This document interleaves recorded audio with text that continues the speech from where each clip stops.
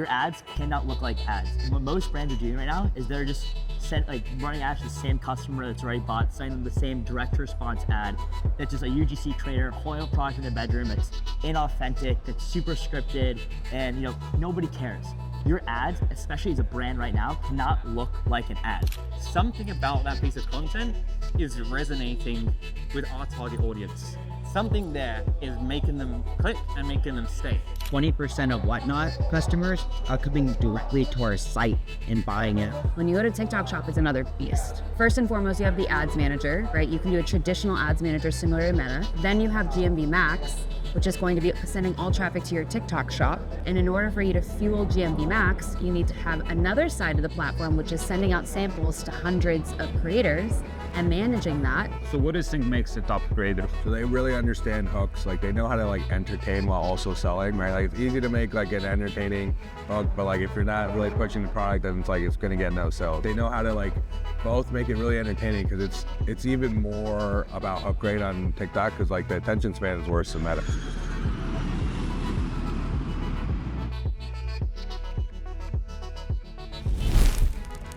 In this video, you will see unscripted, unfiltered conversations with e-commerce industry leaders such as Nick Shackelford, Alex Cooper, John Roman, people that are operating 8-figure brands and scaling them successfully. You'll see insights on Facebook ads, media buying, on creative, on TikTok Shop, on Whatnot, which is a new live shopping channel. So basically, if you want to scale your brand beyond 8 figures in sales, in this video, you'll learn directly from the source what's working right now. And I've learned all of these insights at Commerce Roundtable, which is the event that happened in San Diego, California, just a few weeks ago. And I was there and meeting people in person, asking them questions, and then literally just showing you these conversations and how they overcame the challenges in their business and what's working for them right now. So we arrived in San Diego, California, and we decided to hit the gym right away, because when you're traveling, when you're changing time zones, you want to hit the gym because it will help your body to adapt to a new time zone and will eliminate the jet lags. So we pumped the blood, pumped the muscles, and after that, we went straight into the event.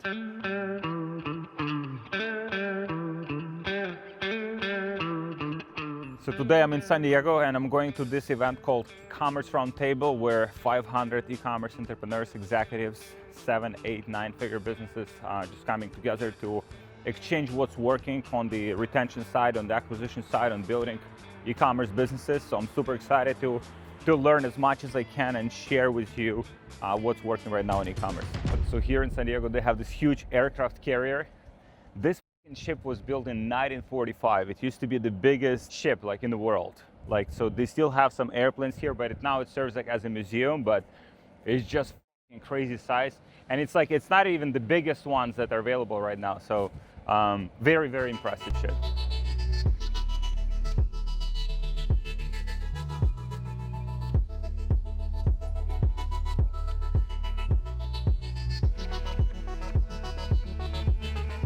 So we're about 1 hour here, and I already met 5 or 6 people that I knew or they knew me, and so we had great conversations and just exchange what's working, exchange insights, and just great event so far.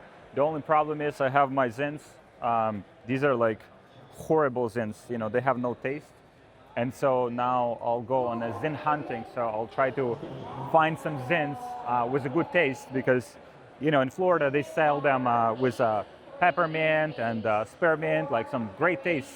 And here it's just complete dog shit. So zen hunt for me now. Oh, no shit. Yeah. Dubai, we came to your mastermind once. Nice. Let's go. Where are you guys from?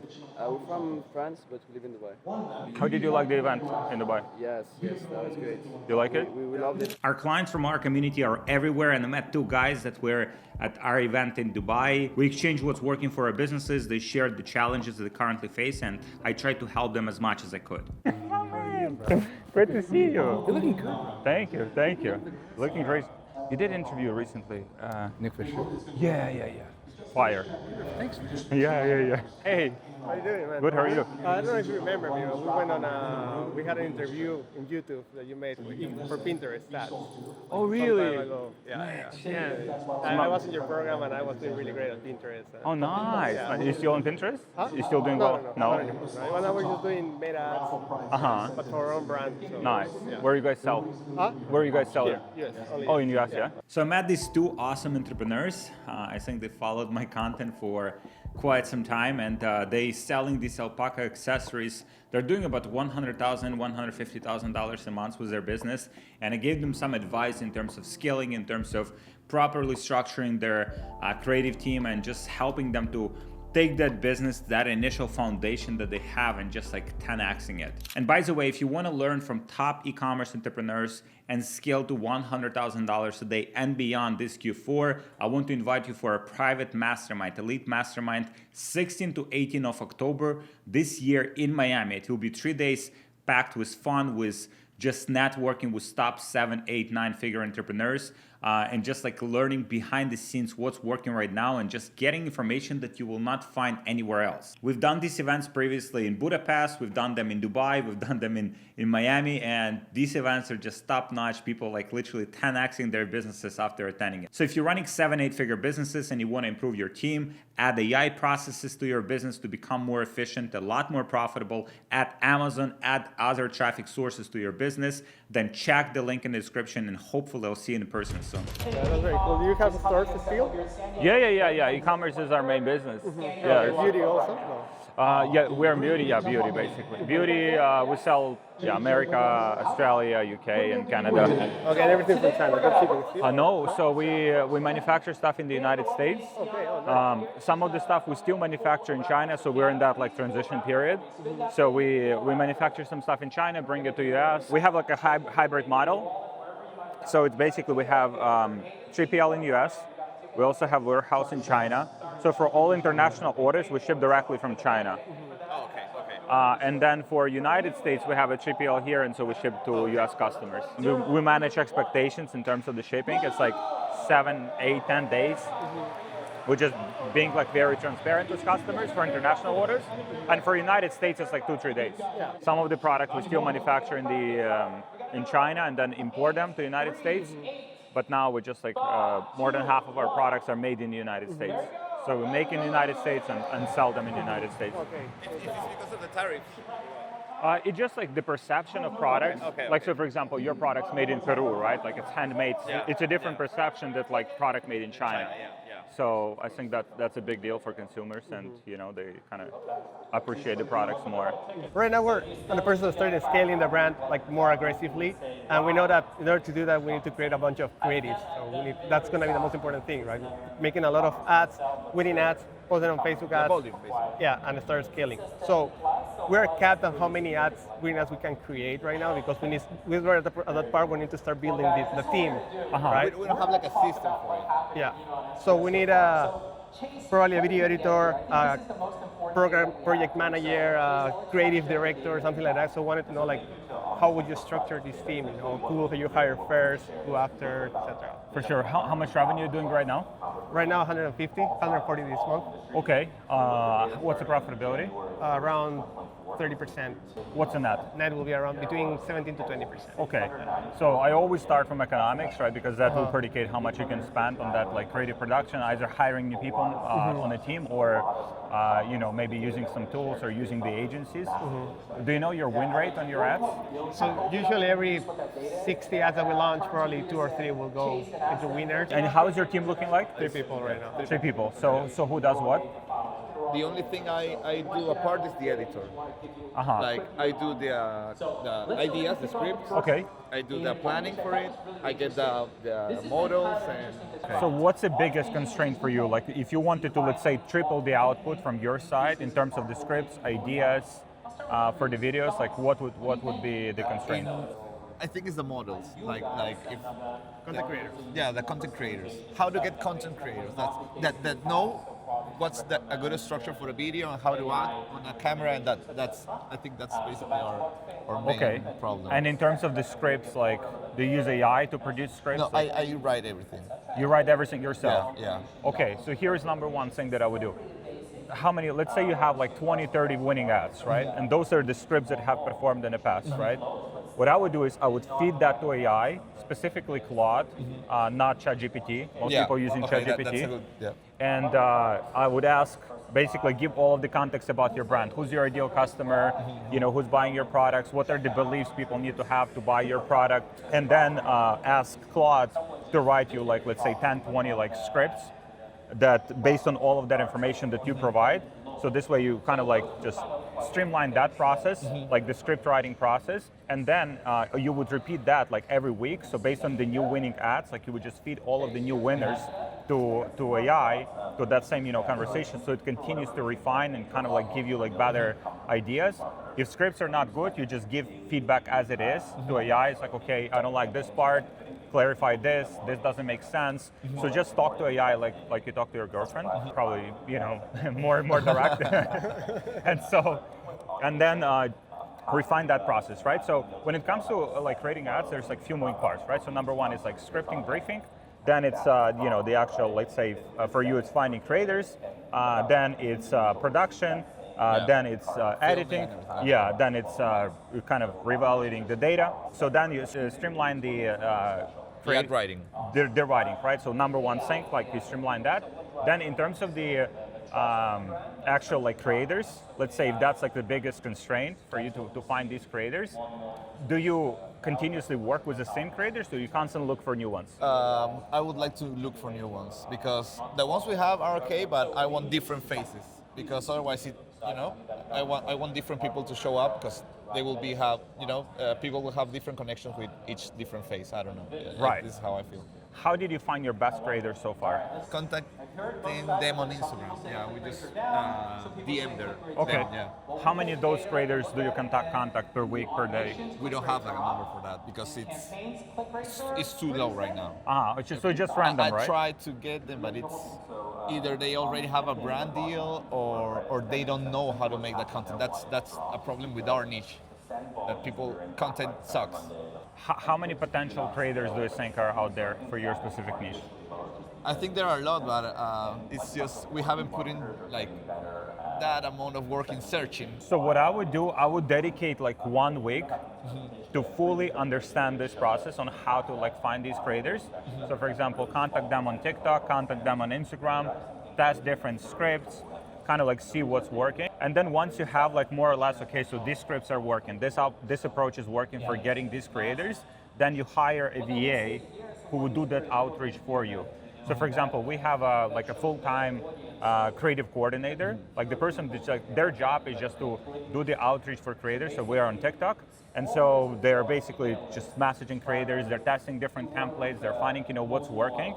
I mean, ideally that person would have like a critical thinking, which means they would be like, okay, this template works, this template doesn't work. They would refine the approach like as they go.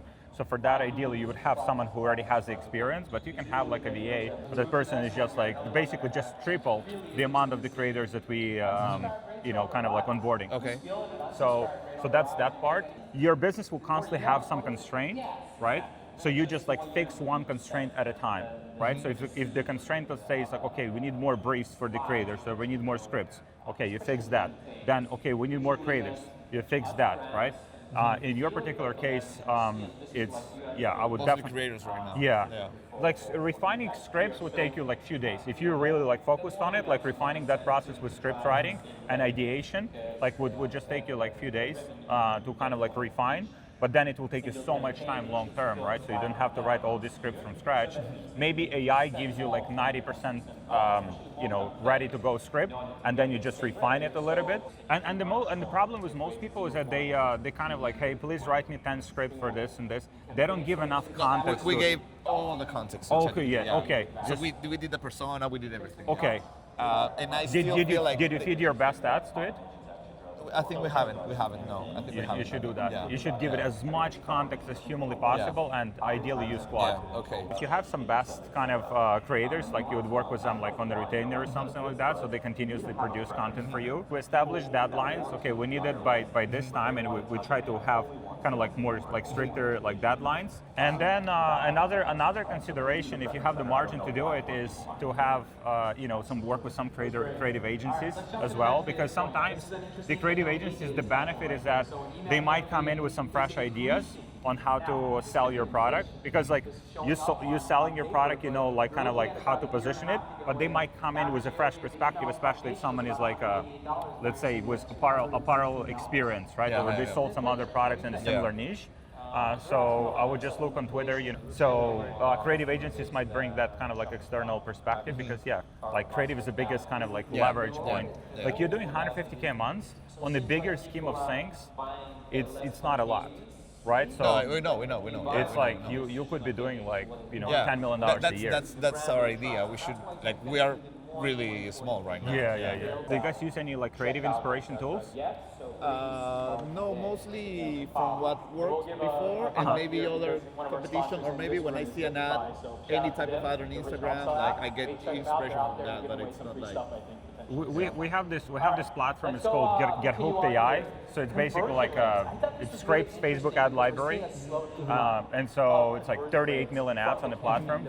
So it's like sometimes we look at we build it for our own business, and now it's also other people can use it as well. But it's like you see a particular format of the ad, or you see like kind of like you like how the structure of the ad, or maybe it's an image ad format that you like, so you can just save it to your like. You get inspiration for that. So you kind of like just constantly feeding like new ideas to your process. We got a lot of ideas from the wobble, actually. Yeah. But this is the problem, right? Because like you're looking only at like your direct competition, right?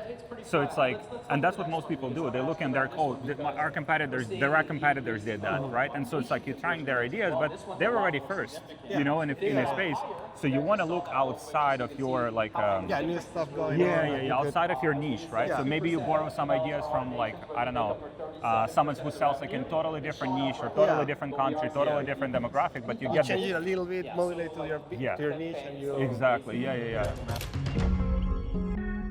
And everything you've been buying is about to go a second. Every platform's changing. I look at Pinterest once a week just to make sure I'm not missing something. Spending money on getting more views for a post they post organically to make it look like it did better so your grid looks good is completely out of their mind. You're literally spending ad money for the perception that the creative did well. Just archive it and do the next post. Gary Vee had such a profound impact on my life. I remember when I was young, I was just starting out like 2014 back in Ukraine, and I was watching his videos. I couldn't understand everything that he was saying, and I don't even remember how I discovered him, but I found this guy and I found that he was an immigrant, and so I related to that because I was kind of outsider as well, and I remember I didn't understand what he was saying, so I would translate his words and I would try to understand what he was talking. He was talking about social media. It's like, what the is social media? I was trying to understand, but over the years, it was awesome to see his evolution, and he's constantly cutting edge of like what's working. Now he's like, AI is the future, and he's shared many great actionable things that we can do in our e-commerce business, and also for me as a personal brand that I could implement right away and just expand my audience, expand my reach, and just help as many people as possible in the process. I'll go and try catch Gary Vee here. I think he's busy, but we'll try our best. Hopefully he's still here. What's up, man? How are you? Hey, good, how are you? Yeah, I was on your podcast, right? Yeah. So I tried to catch Gary Vee while we were at the event, but I couldn't do it. But instead, I found this awesome entrepreneur, John Roman. He runs Battle Box. This is like a subscription box for different, I think, survival items. And they're doing multiple 8 figures a year in revenue. I actually had an interview with him several years ago. You can probably find it on my YouTube channel. And we had a great conversation, and he said that right now they have this great momentum on the platform called Whatnot. So it's similar to TikTok Shop, but it's also just like designed for live shopping. So on TikTok, people come to like shop and look at the different content, but not necessarily just to shop. And on Whatnot, it's purely for shopping. So you can sell your products. You can even find some products in your house and sell them on Whatnot. So it's purely designed for shopping, and they're getting amazing results with that platform.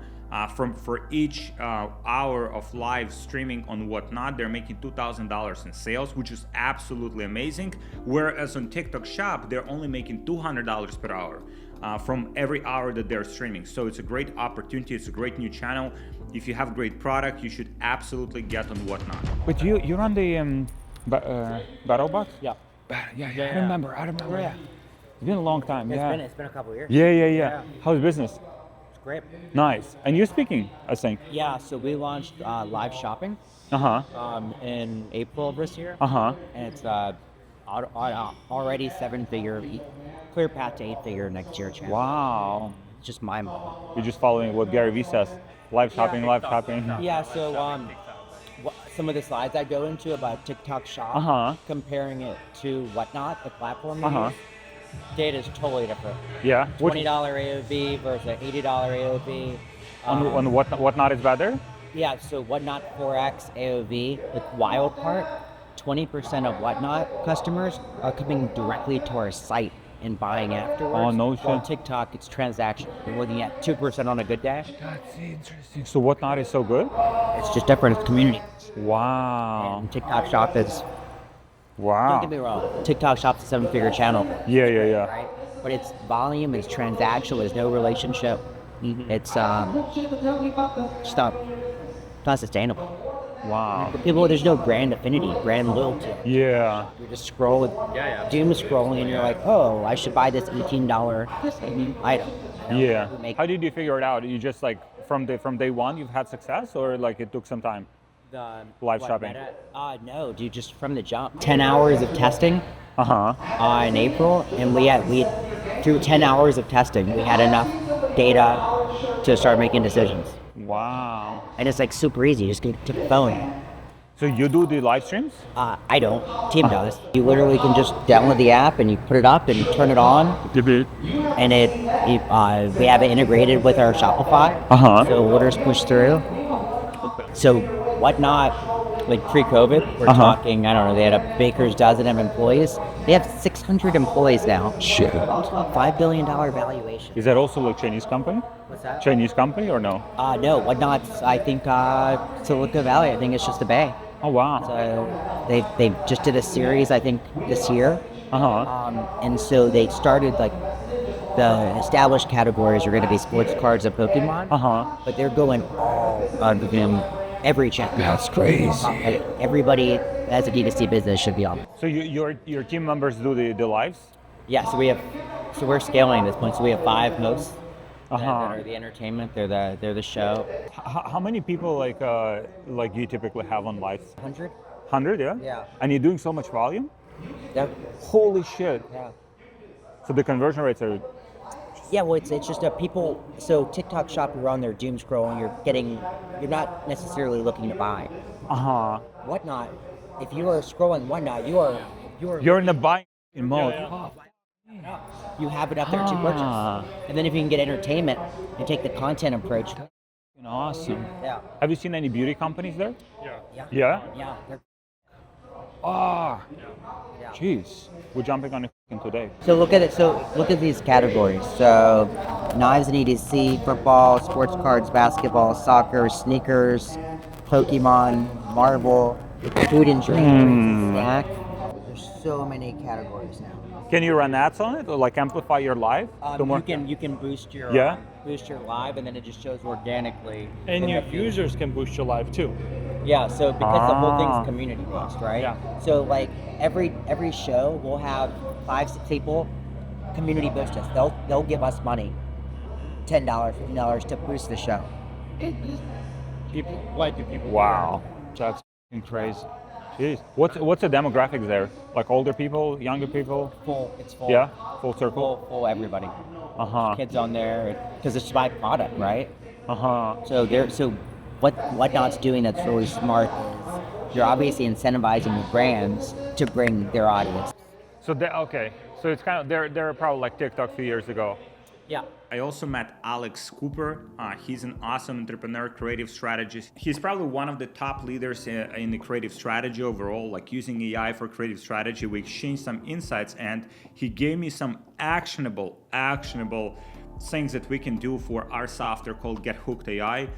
That's designed to help you streamline your creative production process, research process, finding some awesome ideas for you to sell your products, not just like copying your competitors directly, but just like looking for some outliers, for some organic content that you can repurpose as ads or get ideas from. And he gave me some like mind-blowing insights in terms of how they're doing their competitive research, their creative strategy, and we'll be applying those to our software to make it the best software in the space.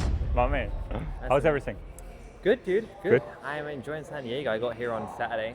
Came from South Africa. So I'm British, live in Cape Town. Came over here. I'm moving to Florida in February. Miami? I don't know yet. I'm trying to work it out. I have to be on the Eastern time zone because my team is in the UK. But I don't know, man. Taxes on the East Coast. Like it's only Florida. Yeah. You have a like creative like service, yeah? Yeah. So I've got an agency. There's like we work with like 30 D2C brands. Creative only. We don't do any media buying. Don't do any growth. Just creative. Yeah, I think it's natural evolution. You have a service cash flowing business, and then you're going into like something that has more like enterprise value long term. That's the goal, dude. That's the goal. What about you? What are you working on? We have three businesses basically. We have the software company that's called Get Hooked AI. Yeah. So it's similar to Foreplay. So we initially like kind of took a lot of inspiration from them, but then we added like a lot of stuff directly from our experience because we like run our own business. We haven't advertised. Yeah. We have like bunch of like filters. We have like filters, for example, for length of the video. Yeah. We have filters for the ad formats. Like, how else is it different from like a Foreplay now? Feed is like more like precise. We have like AI like personalization for the feed. Because my process, when we go like on the exploration stage, we see the there's like Foreplay has like 100 million ads, right? Yeah. But it's like, I mean, you don't need 100 million ads. No. You need more. It's actually one of my team's biggest pain points with Foreplay. Like, I asked the team like who uses Discovery in Foreplay, and everyone's like, I would love to use it, but there's so many irrelevant suggestions. Yep. So many irrelevant suggestions, and I don't know why no one has built like a real like personalized almost like for you page. Yes. Of Yes. inspiration. That's like we currently like, so we already have it like pretty dialed in, but like we like next 2 months we'll just get it to the point. And I think a lot of these tools, what they're missing is like research-backed execution, because like you can put any prompt into an image or a video, it's not going to come out good if you don't have good research behind it. So like trying to underpin what you've got inside your tool with actual good research, and then like making that the value prop of the product, so that when the tech is good enough to be able to do execution, which I mean, I'm curious to try the tool now, but like, if you guys have got it, fantastic. Like, I think that a lot of the tools that have launched this year have just been 100% execution, 0% research. And it's like, who creates ads like that? If research always going to come first. Research always going to come first. If you have good research, you can do good execution. Have you seen this ad called Daily Vitals? Daily Vitals. I've heard of the account. Yeah. You can search it. It's like it does that specifically for TikTok. My friend created it. It's basically like scraping TikTok and like giving you every day like, okay, like let's say the delta on this post over the last like 24 hours, like plus 100,000 views. So these are popping off. Yeah. And so he has that. It's pretty good. It's called Daily Vital, so it could be good for you for like ideas generation. And it's organic. So for your content, let's say when you make ads for clients, like you're getting a lot of like ideas for organic. Yes. So we do. I always start a message first. So you always go back to the well. It's always customer reviews, support tickets, ad comments, all the usual stuff. And then on top of that, it's also where do you get like external inspiration from? So for me, I'm a big proponent for you'll always get better inspiration from the organic feed than you will from competitors. Because your competitors just copying their competitors, just copying their competitors, and none of us know That's what works. exactly. None of us know what works. Yes. Monkey see, monkey do. Exactly. None of us know anything that works. I mean, we can look at engagement in ad spy, but like even though there's not a perfect correlation between what someone engaging with versus what's actually performing inside the ad account. So I can't tell you how many times at my agency we've taken something that's like 2 million views on YouTube Shorts, 3 million views on TikTok. It's talking about the problem or the transformation that we're trying to work on with our client, taken it, put it into GPT and said, here's some information about my brand, rewrite this so it's an ad for me, create the exact same piece of content that went viral, but just insert in our brand in as a solution, and it's going to become the best performing ad account because it's already validated. It's already got 2 million views on YouTube Shorts. It's already got 3 million views on TikTok. It's like something about that piece of content is resonating with our target audience. Something there is making them click and making them stay. We can just take that and turn it into an ad for us, insert our client in as a solution, and like, so many times we've done that, and it's ended up being the top performing ad account.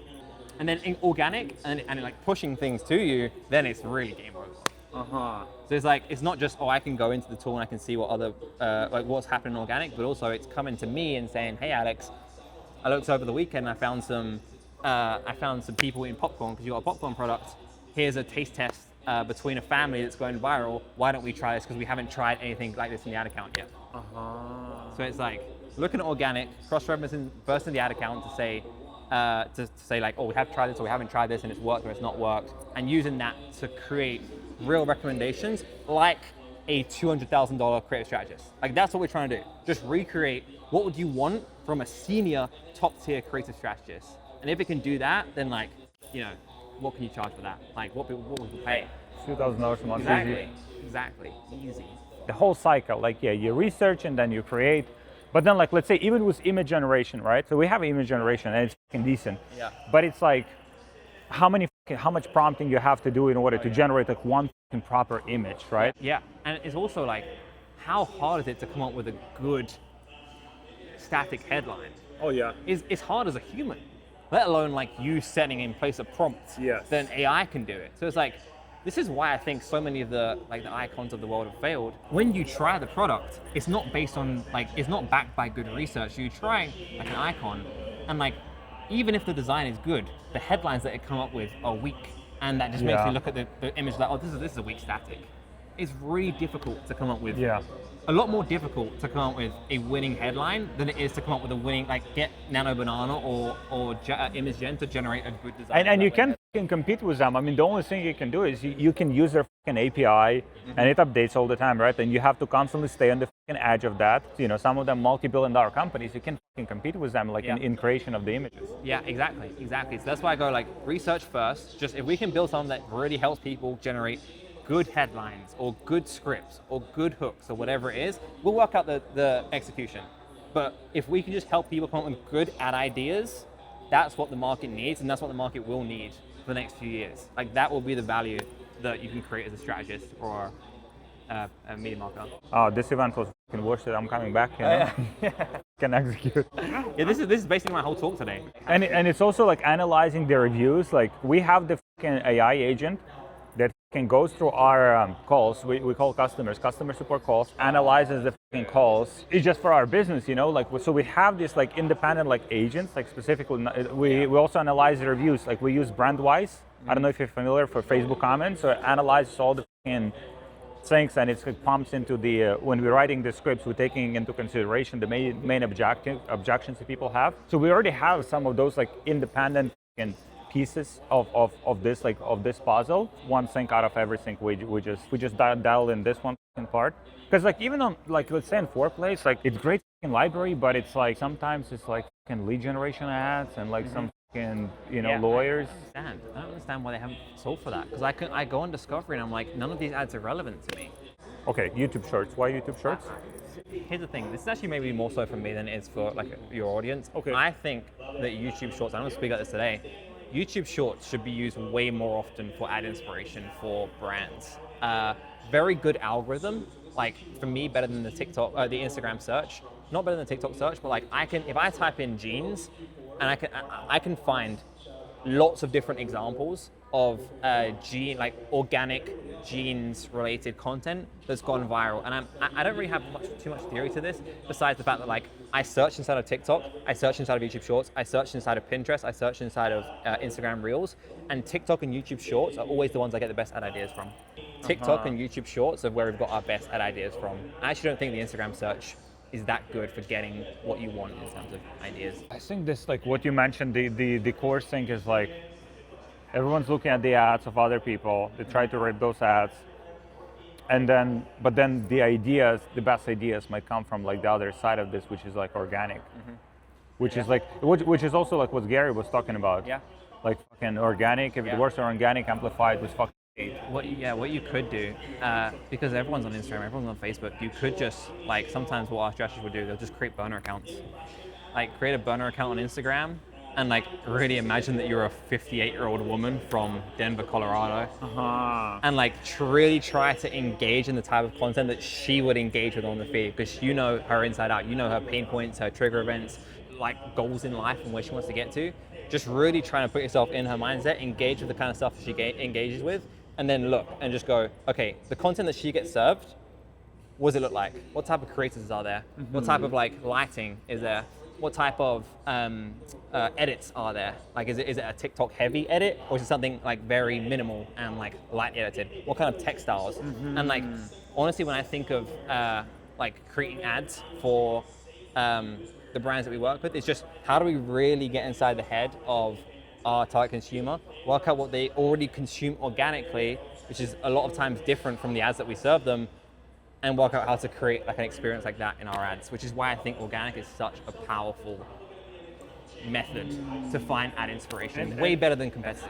An algorithm proves that, right? Because algorithm is not stupid, right? An algorithm kind of detects what's actually resonating with audience of that particular demographic. Yeah, and you can see. I mean, it's obviously just because something's done millions of views on organic, it doesn't mean it will translate to paid. But that's still a better signal than just looking at an ad that someone's been running inside an ad account for 20 days, 30 days, 40 days, because we have no clue. We just all copy each other in ad accounts. But we can see if a piece of content has got 3 million views organically, something about it is resonating with our target audience. Whether it's the person, or the tone that she's using, or what she's wearing, or how she looks, or what she's saying, something there is resonating with our audience, and there's something that we can learn from that. And like I said, so many times we've done that, recreated the ad, just put our client in, the solution into there, and it's gone on to become a top performing ad. So it's been only a few hours of the event. We have a lunch now, and the event already paid for itself. I already had some great ideas from a few people that I'll be executing on when I'm coming back, and just catching up with good friends, old friends, meeting some new people as well. And so we'll have a lunch now, and then there will be some more presentations that I'll be sharing with you guys. I also follow you on Twitter. Nice. Yeah, so it's very powerful because it opens a lot of doors. Yeah, and people know you come to the events, and someone's seen you, and boom, it's already conversation, not from not from cold, and it just opens many doors and helps for us right now, the hiring. Bringing good people is the biggest.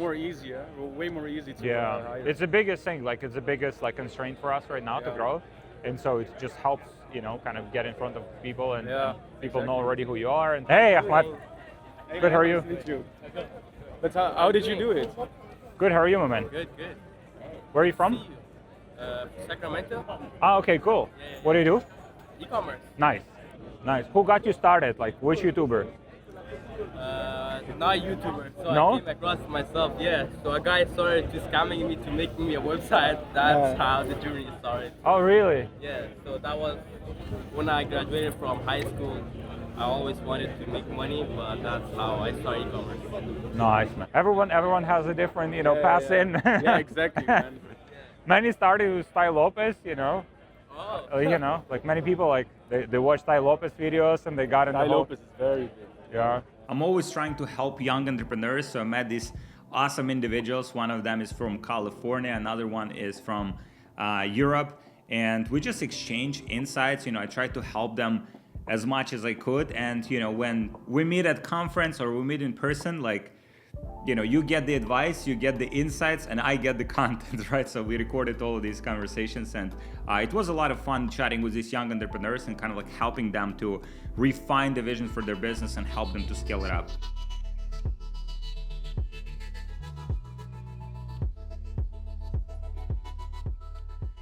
So we just had a lunch. Even during lunch, there were like very productive conversations that we've had. Now we're coming back to the event itself. People coming together, and we just learned some other insights. We talked today about the creatives already. Ezra was talking about funnels. Just like a lot of great insights in terms of like what's working right now to maximize the profitability, be as profitable as possible. Gary Vee talked about the AI versus like human content. You have to be utilizing both. So even as everything moves towards AI and more people are using it, you have to be utilizing both. So sometimes the human ads will perform better, sometimes AI will perform better. Also, another great insight that he shared was if you want to create amazing ads, amazing quality ads, you have to validate your content first with organic and only then amplify it with the paid ads. Besides that, you can just do the research on the organic content that pops off the most, and then turn those concepts, turn those scripts into paid ads that will give you the best metrics possible, right? Because if something's validated on organic, it has a lot higher chance to work on paid as well. So these are just some of the insights, and we're going back to learn and network and just share insights here. So TikTok Shop? It's a beast. So between the presentations, we met some awesome people that are currently crushing in e-commerce. So we meet Phoenix. She is a phenomenal like advertiser, media buyer, and now she works with a brand called Instant Hydration. It's run by the guy named Jordan. He's been in space for a very long time. He used to work with Sam Owens, and then he worked in e-commerce space. He's just top level media buyer, and now also e-commerce entrepreneur. And she shared some insights in terms of the organic media buying, some of the things that are like very high level and applicable after she's been in the industry for a very long time. You mentioned it's like 3 platforms in I like to think of it like 3 platforms in one. Like when I used to do media buying for Meta, right? And that was pretty straightforward. I mean, you can get complex with ABO and CBOs and creative, but when you go to TikTok Shop, it's another beast. Like, first and foremost, you have the ads manager, right? You can do a traditional ads manager similar to Meta. You can send traffic, right? Then you have GMV Max, which is going to be sending all traffic to your TikTok shop, right? And in order for you to fuel GMV Max, you need to have another side of the platform, which is sending out samples to hundreds of creators and managing that, making sure, okay, is it profitable? What is the commission structure? Who do I want to work with? Approving that so you can get as much content out as possible. And going through all of that process, ensuring that you have something that is okay with COGS to send out, right? If you're doing the investment. And then you have to see how many people are actually posting. And then you have to create your own ads as well, right? And then you have the organic side of TikTok, which is extremely important for the paid side of TikTok, right? So there's 3 components. There's the ads manager I just spoke to, traditional. Then you have GMV Max, right? But then that's dotted line to creators and sending out samples and managing that community. And then you have organic, and you have to push out your own ads and your own content to have virality. And it all comes into the ecosystem of ads. So when you, let's say when you, like that's a new platform for you, you just started on it, like your first kind of, first you just like pick up the brains of like different people and how they do it, and then you just get your hands dirty? We've tested. You just have to test what hits. Like, I'm very familiar with the TikTok platform as a user. I'm also a creator independently. So like I have about like 55,000 followers on my own TikTok, and it was a case study.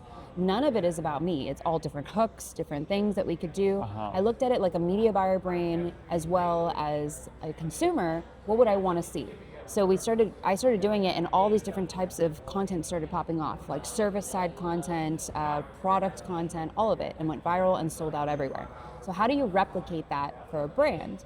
But then you also have to have, like, I would say just brand, right? Aspirational things, things that people can really associate with, and you also have to sell. So yes, some of it is competitive analysis, sure, but some of it is a lot of testing. So we tested our top ads, did not work. We tested just like things we saw that were going viral, didn't work. So we have to kind of figure out what works on our own. And it's a lot of testing, but you need a lot of content in order to be successful, in my opinion. Do you already, like, since you started doing TikTok Shop, did you see the attribution or spill over to Amazon? We are seeing a little bit. It's the correlation, we need more budget for it. So like you need to spend a lot to really understand, but we are analyzing it on the back end, and we want to create a model that really shows the halo effect from TikTok to Amazon. But we are seeing it. Because if you look in the comments, it's so funny. People are like, hey, I went on to Amazon and they don't sell this. So it's telling us they are going to Amazon. There is a spillover. We just need to be able to track it. And with Meta, like I know Jordan is very big on like natural CAC, I think he says, kind of like for each category. Like what time frame in your experience or observation, like you kind of like start seeing that, like 6 months of worth of data, or there's more time that's needed? So we're not even 3 months in, so let's just start there on TikTok Shop. But what we are noticing is once you unlock subscription, you have the ability for recurring revenue. Now then that natural CAC changes. So think about it like Meta. Meta, you're kind of understanding the natural CAC, but you don't have direct attribution, right? You would use like a North Beam, a last click, accrual, or within a time frame. In TikTok, it's direct. It's in their platform. You know exactly when someone buys. It connects to Shopify. There is no potential attribution drop off. So that CAC is true, right? So that CPA is real. Now, subscription is a little bit more difficult. We need to be able to measure how many people stay, and we have to look at those cohorts and those segments to understand what is a natural CAC and what is a sustainable one. And the next thing is how many the one-time purchasers on TikTok, how can we convert them into subscribers onto the website?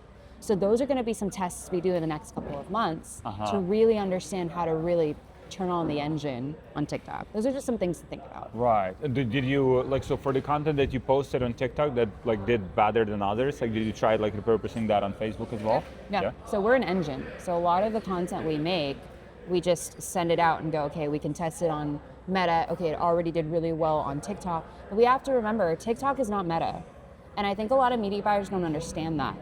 They'll just take whatever works on Meta, put it on TikTok and think it's going to work, or work on TikTok and put it on Meta and think it's going to work. It's not always the case. But we can try it, we can test it, which is what we're doing. So right now in our business, we started pushing TikTok Shop. So it was interesting to connect with Zane.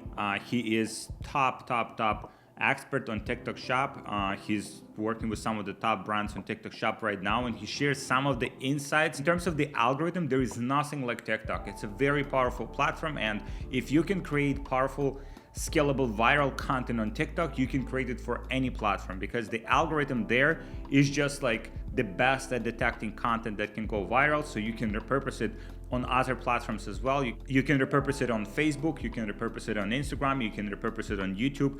It will probably blow up if it worked on TikTok. Okay, TikTok Shop, what are the key elements? So you want something like $20, $30 price point, right? You want impulse buy, because it's not like Meta. It's not gonna be a ton of boomers, right? It's not gonna be people who can spend 60, 70, 80 MBs.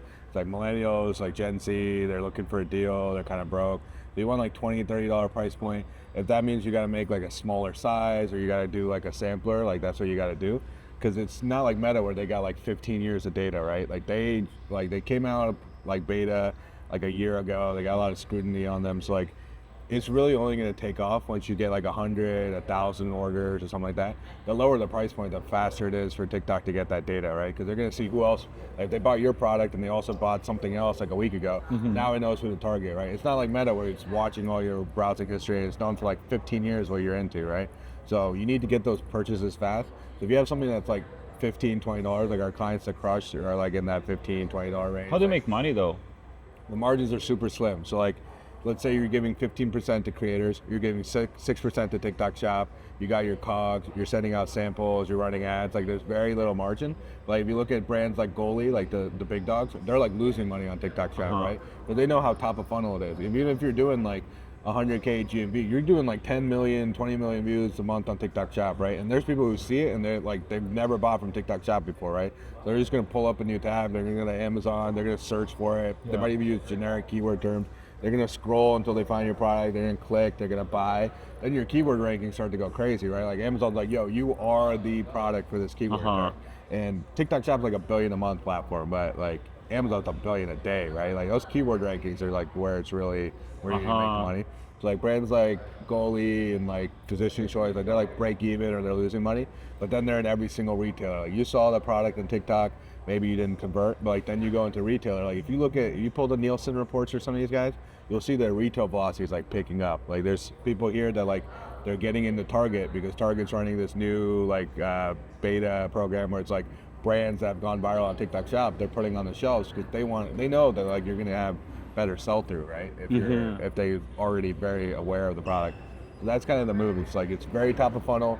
You're gonna make like 5% margin. Maybe you'll even like break even because you're kind of aggressive on it. But then you're getting like 1,000, 2,000 creatives per month. You can ping all those creators and be like, hey, I want to run this on Meta ads, right? Like let me get usage rights. Let me give you like a flat fee or let me give you a percentage to spend. They're gonna be like cool because they're not gonna get money from Meta unless they work out a deal with you, right? Then you run on Meta, and obviously with Meta, if you're getting like 1,000 creatives a month, man, and you're getting those for like free, right? Like you break even on TikTok Shop, you're not paying some like creative agency, you're not spending $100, $150 for a video. Like you go into like any of these marketplaces right now, it's like $100, $150 for a UGC video. Like say you're getting 1,000 of them for free, coming from what you're already doing on TikTok Shop. You're testing them on Meta. Any of the winners, you're working out a deal with the affiliate. Maybe it's a flat fee, maybe it's a percentage spend, but like you can. I've seen brands like double their Meta spend because they have so much more creative diversity. They're just adding so many more creatives. And then I've seen brands like their Amazon rankings have like increased by a good amount where they're getting like 20-30% halo effect to Amazon. So that's where you really win, right? So you kind of have to be omni-channel for it to make sense. Like all these brands that are on there that are crushing it, they're pretty omni-channel. Otherwise it doesn't really make sense. So what do you think makes the top creators?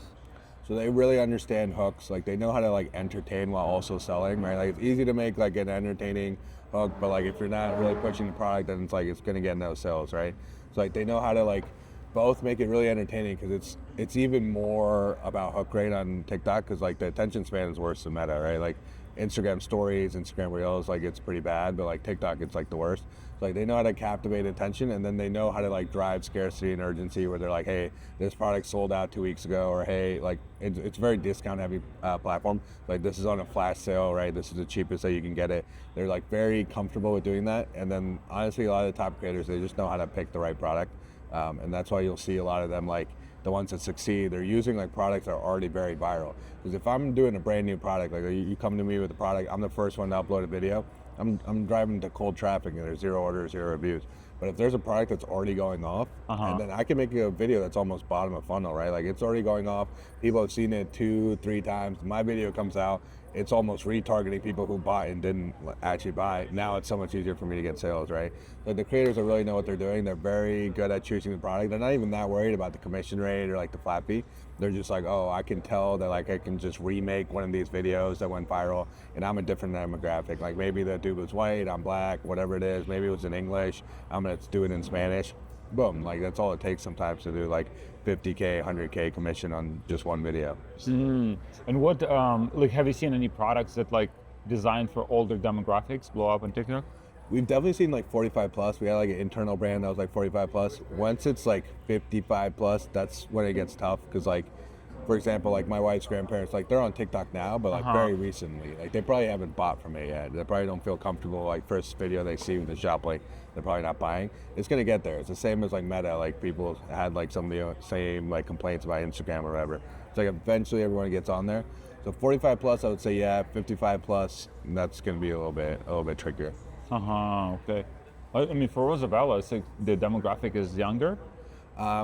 It kind of varies. It's like it'll be like 35 plus, I think, and there's plenty of that. But there's also like depending on the creator. Like if the creator's younger, they're speaking Spanish, it kind of targets that audience, and then you're kind of getting a younger audience. But that's what's great about TikTok Shop. If you're seeding it to like a wide range of creators, you're hitting a lot of different demographics. Now when you run those videos on Meta, then it's going to hit like a lot of different pockets, right? And that's how you really achieve scale on Meta. You can't be just going after one demographic that think you can spend 100K a day without it fatiguing. Right? Do you try to kind of farm and train creators from scratch, or do you try to find creators that already have proven track record?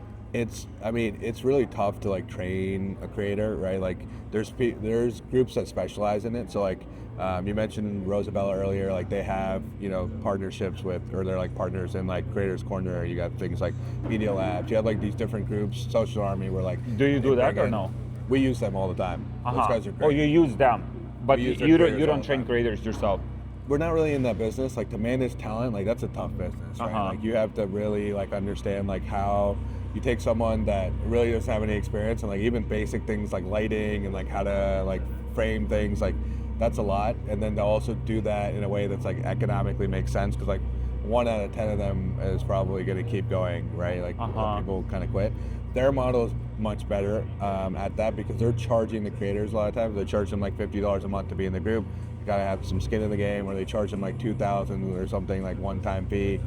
Then the creators come in and they're kind of invested. They have coaches or training them every single week, and they're getting an ROI on that, right? Because they're charging those creators, and like that's kind of how they're making their money. Then they also put those creators with brand deals. They get like a GMV share from the brands. So that's like a whole other business, right? Like TikTok, like whatever. We go into their office like once a month. We have like a TikTok rep, in the New York office, and they usually are pushing us to do, it's called more like tap, which is like you're doing more creator stuff. We're more TSP, like we'll manage the shop, we'll run the ads, we'll recruit creators and we'll manage creators, but we're not like training creators. But that is kind of the bottleneck in the whole process, right? Like if you had 10 times as many like killer creators, then there would be like, brands would be like doing 10 times as much money. But you know, it's just hard to be like really good at making creative. Like think about how many creatives you test on Meta and like what the success rate is, right? And how many different creative agencies people have tried, and they're like, oh man, there's kind of like a magic to it, right? It's kind of hard. Even the best creators, like they're creatives at the end of the day. Like they can make like 1 or 2 videos that day, and then like sometimes you get burnt out. It's not like you're a machine that just like 10 videos and they're all like bangers, right? It's not really how it works. Where do you think TikTok is like overall in that kind of life cycle of the platform, like compared to Meta, for instance?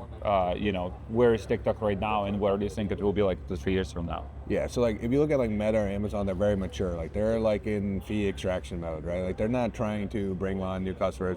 If you're a small brand on Meta, like you're never getting assigned a rep. Like if we were an agency on Meta, like no hate to Meta, it's an incredible platform, like we still run on it, but we probably wouldn't get more than like a very entry-level rep because they're a scaled-up business. Amazon's increasing their fees like every year. There's a fee for having too much stock, there's a fee for having not enough inventory. Like TikTok Shop is actually doing subsidies, right? Like in the beginning, they were giving free shipping.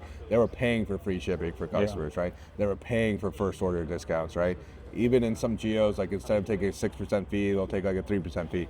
They want to grow, right? They're almost like a VC company that's kind of burning money, and then like once it's, now they're starting to pull back because obviously if they're selling it, they need to show that there's a pathway to profitability. So like some of the subsidies are being pulled back, but you're not going to see like fee increases. Like Amazon, I can guarantee you in the next 2 years, there's probably going to be some other fee increase. Meta CPMs are going to keep going up. TikTok, yeah, obviously the CPMs are going to go up, but I don't think they're going to raise the 6% platform fee to like 10, right? Right now they want more users, they want more brands. In 2 or 3 years, I think you're going to see it mature. Like right now we're talking about like, hey, we want $20, $30 products. Like some of the brands are a little bit like fly by night, maybe a little bit sketchier.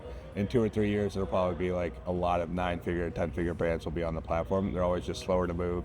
It just takes time for the marketplace to mature and to get that level of trust where like a 10-figure brand, like, oh, okay, now we know TikTok's not going to give it banned, right? Now something that's like Fortune 500 is interesting because they think 2-3 years out, they need the future to be secure.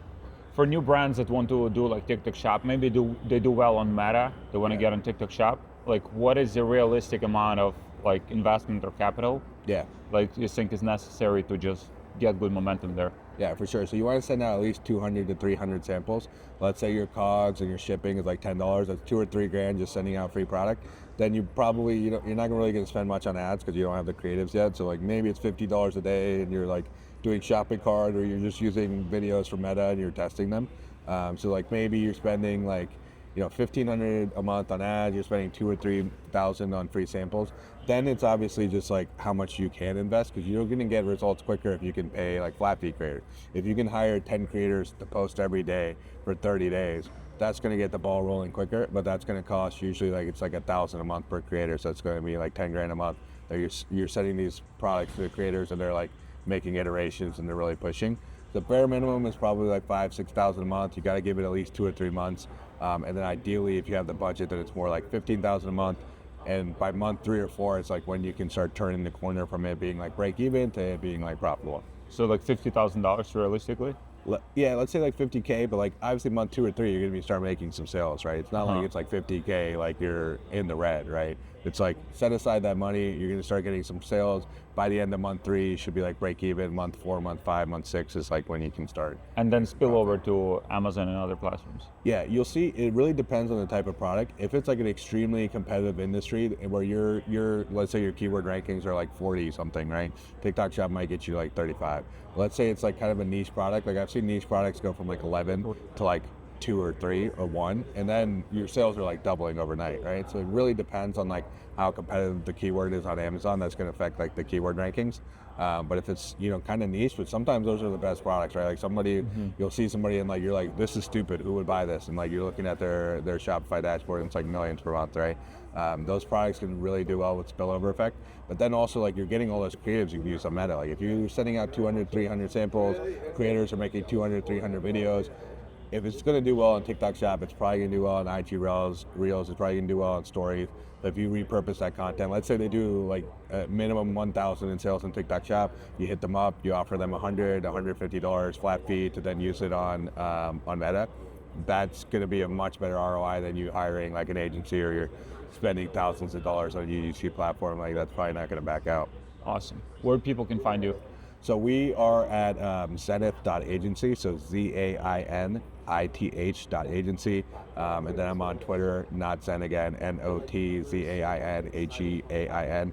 On Twitter, you're gonna see mainly memes, right? That's probably what you know me by. But everything's good top of funnel, right? TikTok Shop's good top of funnel, memes are good top of funnel. It's like people gotta remember that it takes multiple touch points. Like do something funny or do something that's kind of, you know, maybe not related to your business. You come to an event, you come to a conference, they had me come here and do like a 10-minute stand-up, they gave me a free ticket. Now I'm here talking to you, and now I'm plugging the agency. You know, just go out there and be yourself. Awesome. Thank you.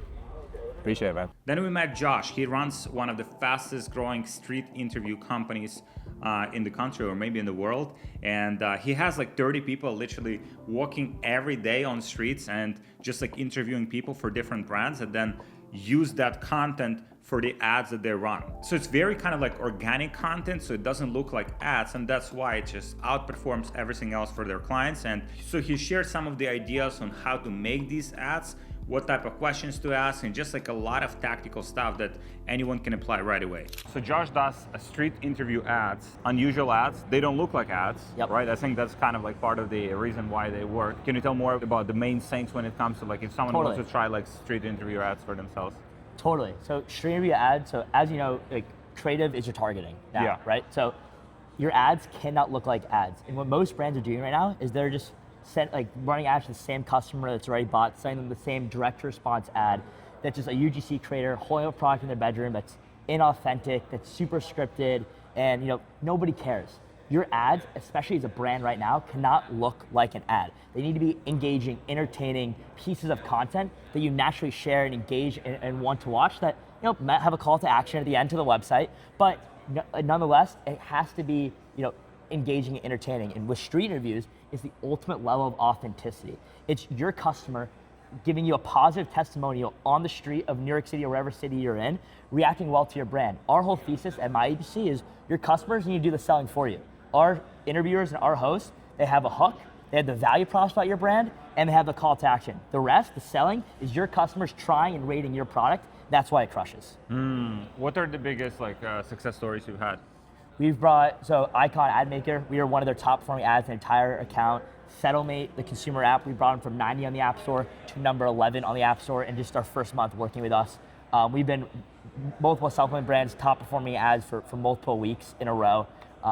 We've had a jewelry brand, I probably can't say the name about it because he's kind of, but a very big jewelry brand that you definitely know spent over $450,000 profitably on our street interview ads.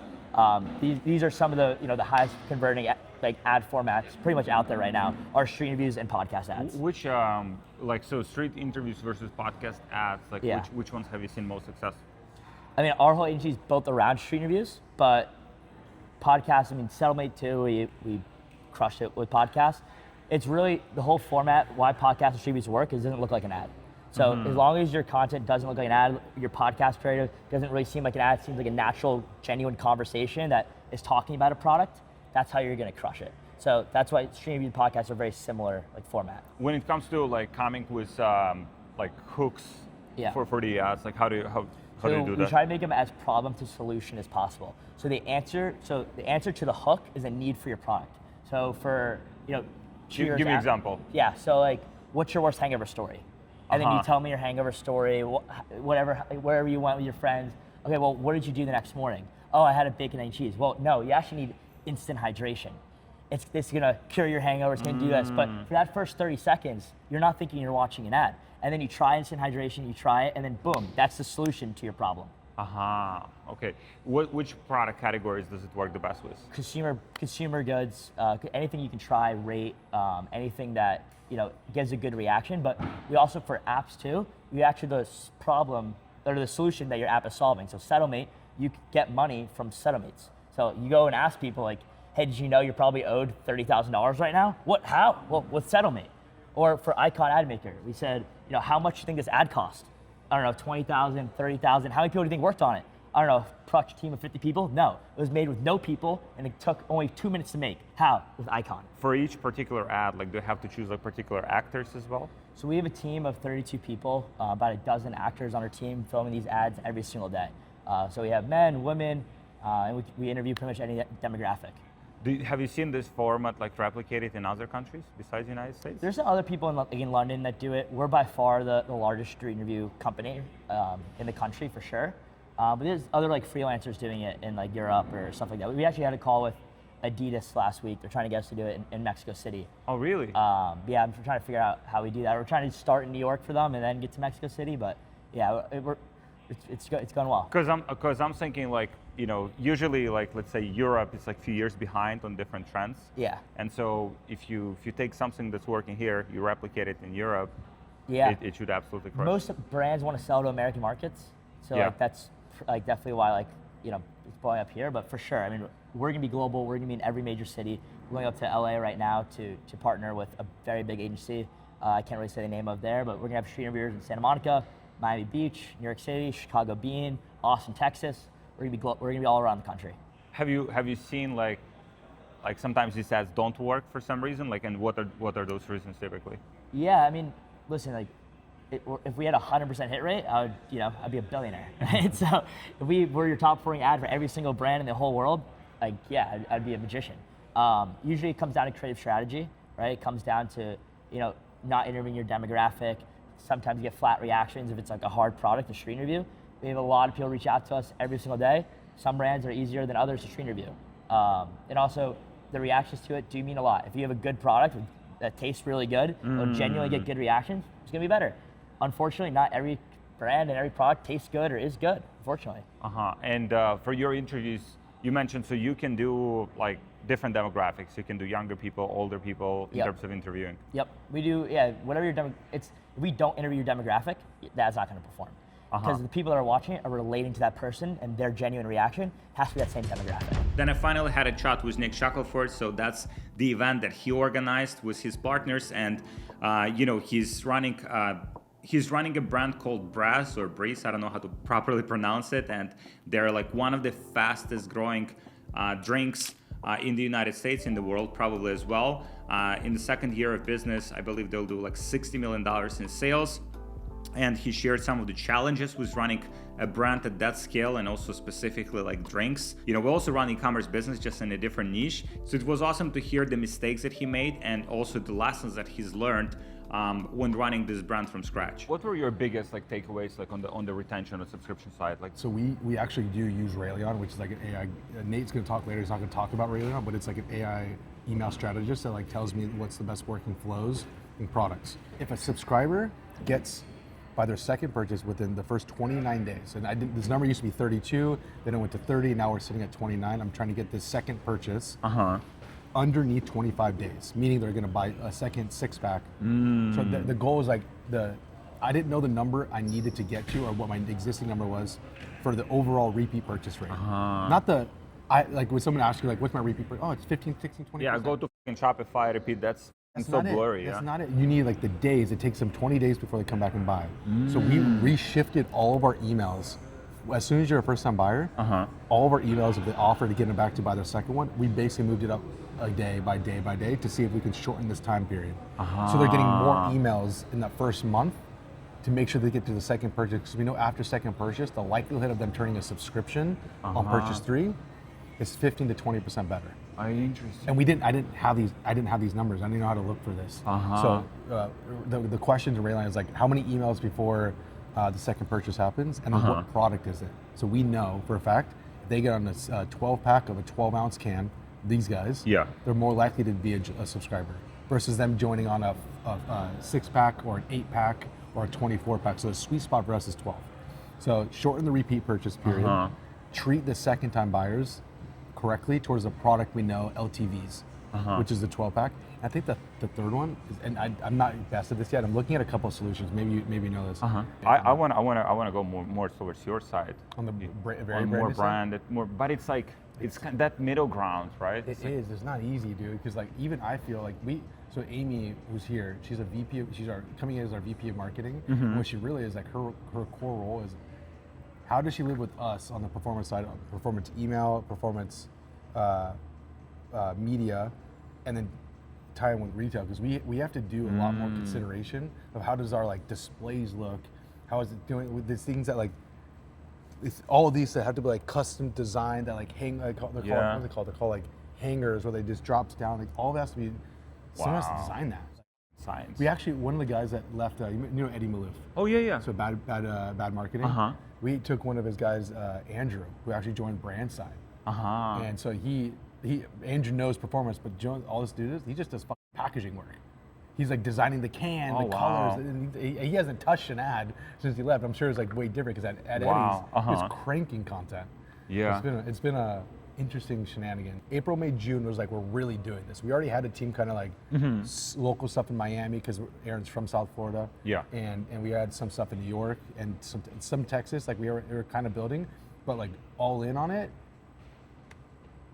last 2 months. Wow. Doors. We're like, it's like 60% digital and 40% retail. I think it's going to go 60% retail and 40% digital. That's good for enterprise value. It's good for the multiple. You're right. Yeah. You're right. But now, the question I have to myself, I've never ran or been a part of an owner of a business that was more retail than digital, dude. All I've done is digital forever. This is the thing I'm trying to figure out, is like, does my value of subscription, because the longer you run a subscription brand and the more you actually start letting people buy you in store, the more they're churning. But it's not, is it a real churn? Or if they have access to you, is that really churn, or is it more convenience? Bro, okay, let me ask you, this is the question I always ask people. When's the last time you bought a beverage on the internet? You got served an ad, I want that, and you bought it. When's the last time you bought a drink? Oh man, no. Never. No, I go on Amazon, like I buy a shitload of stuff. Yeah, but do you find it in the store, and you go like, I'll try one. Yes. And then you go buy a case. Oh, easy. That's what I do. Yes. People are not buying beverages off of an ad, dude. You somehow manage to do it. I know it is, and it's disgusting because it's like we're addicted to it because we're like, spend more money. Like, even right now, I'll tell you, like our CAC, watch this.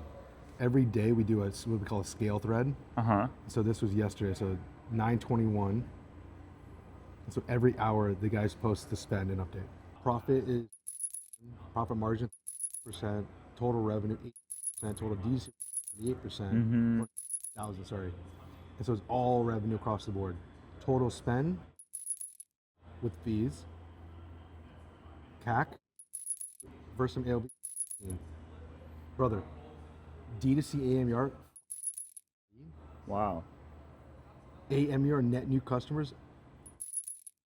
5. That's great. We can't scale. Yeah. Because we need the credit cards. We need the cash flow now. Oh, so we're looking at this. We're like, shit. holy, dude. This is behind like the scenes, kind of shit. Like people like to see it. Like it's like, because you look at Aaron's profile, your profile, like gross numbers, months over months, profitable, expanding, doors, right? So it's like on surface it looks like great, right? But there's so much pain. Like there's so much. But this is what it takes, I think, to build. So Aaron posts every month our P&L. Yeah. Ad spend, right? Ad spend and gross, and we do talk net. He'll go net. But what I think right now is happening, and I've had to come. I'm not this way. I don't think naturally this way. Aaron thinks naturally this way, so I've been having to try and get myself to this point. Bro, I want to know profitability on a day by day. I want to know like spend. I want to know that things are okay because I'm very risk adverse. Yeah. Aaron's like, dude, we're going for $1 billion. I was like, bro, what? Like, I don't even like. I'm not thinking in Like first off, in my head, I don't need $1 billion. Why would I go to $1 billion? Why is that reasonable? Yeah. Why should I get that? You have all those things you have to deal with as like a man or as an entrepreneur. And I go, if at my ownership at $1 billion, it's hundreds of millions of dollars. Yeah.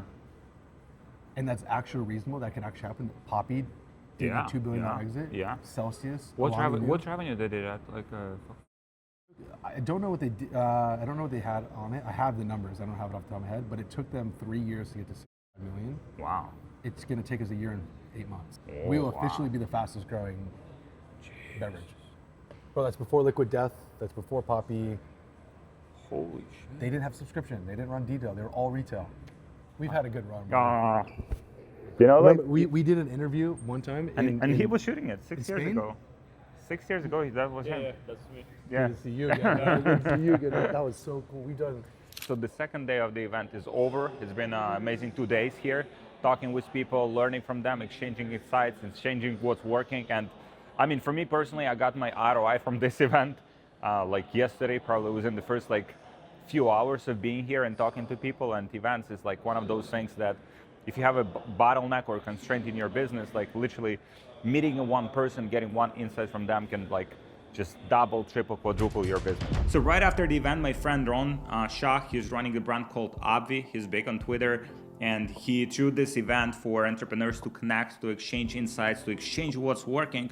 And it was awesome to see this, entrepreneurs in person just having great food and, sharing the insights. And, sometimes you meet a random person at one of these events, and then that relationship becomes, for the next 20 years, you become friends with that person. So that's what I'm looking for these connections that can become relationships over time. And it was amazing dinner with some of the top people in the space. Thank you so much for watching. If you want to join our event, which is called Elite Mastermind, 16 to 18 of October, we'll bring in over 100 7, 8, 9-figure e-commerce entrepreneurs to Miami. And it will be just 3 days of mind-blowing ideas and insights and just connections with some of the top people in the space right now. We'll have people in the room that are doing over $100 million a year in their business, and everyone will be there to connect, to exchange what's working, to help each other out, and to develop these long-lasting relationships with each other to help each other grow. So if you want more details on that, there should be a link below this video.